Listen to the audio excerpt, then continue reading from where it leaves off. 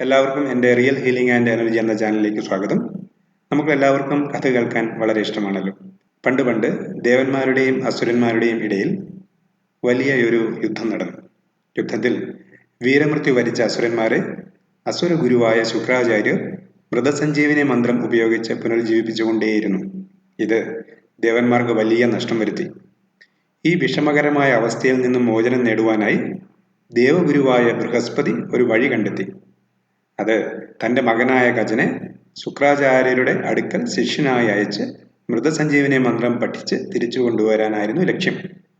കജൻ വളരെ സമർത്ഥനും ബുദ്ധിശാലിയുമായ ഒരു ബാലനായിരുന്നു. ശുക്രാചാര്യരുടെ അടുക്കൽ എത്തി വിദ്യ പകർന്നു നൽകുവാൻ അദ്ദേഹം അഭ്യർത്ഥിച്ചു. ശുക്രാചാര്യർ കജനെ സ്വീകരിച്ചു. കജൻ കഠിനമായി പഠിക്കുകയും ശുക്രാചാര്യരുടെ പ്രിയപ്പെട്ട ശിഷ്യനാവുകയും ചെയ്തു. ശുക്രാചാര്യരുടെ മകളായ ദേവയാനി കജനുമായി പ്രണയത്തിലായി. എന്നാൽ കജൻ ദേവഗുരുവായ ബൃഹസ്പതിയുടെ മകനാണ് എന്ന സത്യം ദേവയാനി അറിഞ്ഞിരുന്നില്ല. എന്നാൽ അസുരന്മാർ കജന്റെ ഈ രഹസ്യം മനസ്സിലാക്കി.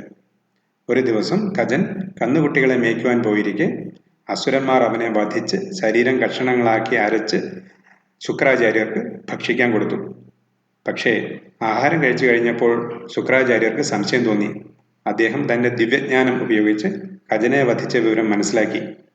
തൻ്റെ ഉദരത്തിൽ കിടക്കുന്ന കജനെ രക്ഷിക്കുവാൻ അദ്ദേഹം മൃതസഞ്ജീവനി മന്ത്രം ഉറക്കെ പറഞ്ഞ് കജനെ കേൾപ്പിച്ചു. കജൻ മന്ത്രം പഠിച്ച് ഗുരുവിൻ്റെ ഉദരം പിളർന്ന് വെളിയിൽ വന്നു. അതിനുശേഷം അദ്ദേഹം ഗുരുവിനെയും പുനർജീവിപ്പിച്ചു. മൃതസഞ്ജീവനി മന്ത്രം നമ്മൾ എത്ര തവണ ചൊല്ലിയാലും നമുക്ക് ആരെയും പുനർജീവിപ്പിക്കാൻ കഴിയില്ല. കാരണം ചൊല്ലുന്ന മന്ത്രത്തിന് ജീവൻ ഉണ്ടെങ്കിൽ മാത്രമേ അതിന് പ്രയോജനം കിട്ടൂ. ഒരു മന്ത്രത്തിന് ജീവൻ കിട്ടുന്നത് അത് ഗുരുവിൽ നിന്ന്, ശരിയായ ഗുരുവിൽ നിന്ന് സ്വീകരിക്കുമ്പോൾ മാത്രമാണ്. ഈ ഒരു സ്റ്റോറി പറയുവാൻ കാരണം ഇന്ന് ഇന്റർനെറ്റിൽ ധാരാളം എനർജി ഹീലിങ്ങിനെ പറ്റിയുള്ള വീഡിയോസുകൾ കാണാം.